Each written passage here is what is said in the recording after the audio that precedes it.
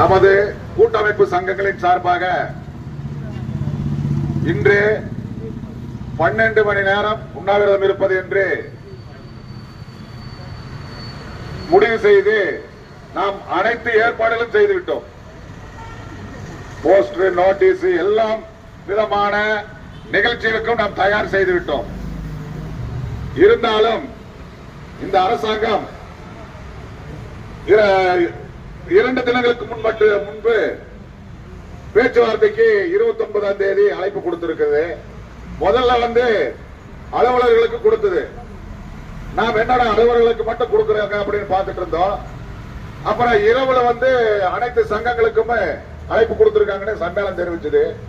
அதன் அடிப்படையில் 29ஆம் தேதி நல்ல முடிவா தொழிலாளர்களுக்கு ஒரு நல்ல சம்பள உயர்வை ஏற்படுத்தணும் நம்ம கூட்டமைப்பு சங்கங்கள் கடந்த 4 ஆண்டுகளாகவே இவங்கிட்ட எல்லா போராட்டங்களையும் நடத்தியாச்சு.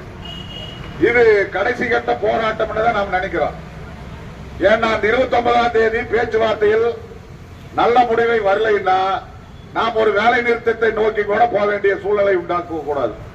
இந்த அரசாங்கத்திற்கு நாம் ஒரு எச்சரிக்கையாகவே சொல்றோம். இன்றைக்கு 40% ஒப்பந்த தொழிலாளர்களை கொண்டு உள்ள விட்டுட்டாங்க, கம்பெனிக்குள்ள விட்டுட்டாங்க. அவங்க நினைச்சிட்டு இருக்கிறாங்க அந்த 40% தொழிலாளர்களும் நம்மளுக்கு எதிராக திருப்பிடலாம்னு நினைக்கிறாங்க.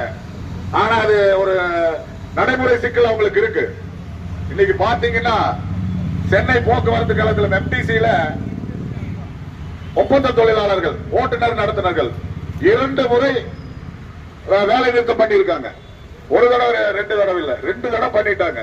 எங்களை நிரந்தரப்படுத்துன்னு. அதே மாதிரி கோவை கழகத்திலும் இந்த பிரச்சனையை கொண்டு வந்தோம்னா அவங்களும் நம்ம கூட நிற்பாங்க. ஏன்னு கேட்டா அது புரியாம அவங்க இந்த வேலைக்கு சேர்ந்திருக்கிறாங்க. நாம காலங்காலமா பொதுத்துறையில நிரந்தர பணியாளர்களை எடுக்கணும்னு தான் நம்மளோட அனைவரோட கருத்தும் அனைவரோட முடிவும். மாறி மாறி அரசாங்கம் கூட அதைத்தான் பண்ணுச்சு. ஆனா இவங்க இப்ப 40% உள்ள விட்டுட்டோம்னா ஒப்பந்த தொழிலாளர், நிரந்தர தொழிலாளர் ஒரு 60% இருக்கிறாங்க. ஆளுங்கட்சிக்காரங்க நாம எப்படி வண்டி ஓட்டிடலாம்னு நினைக்கிறாங்க. இந்த ஒப்பந்தத்தோட முடிவே ஆளுங்கட்சிக்காரங்களுக்கு தான். ஏதோ எங்களுக்கு மட்டும் இல்ல, இந்த கூட்டமைப்பு சங்கங்களுக்கு மட்டும் இல்ல, இருக்கிற இந்த 60% தொழிலாளிக்குமே உங்களுக்கு சேர்த்து தான் நாங்க இந்த மலையில நின்று போராடுறோம்.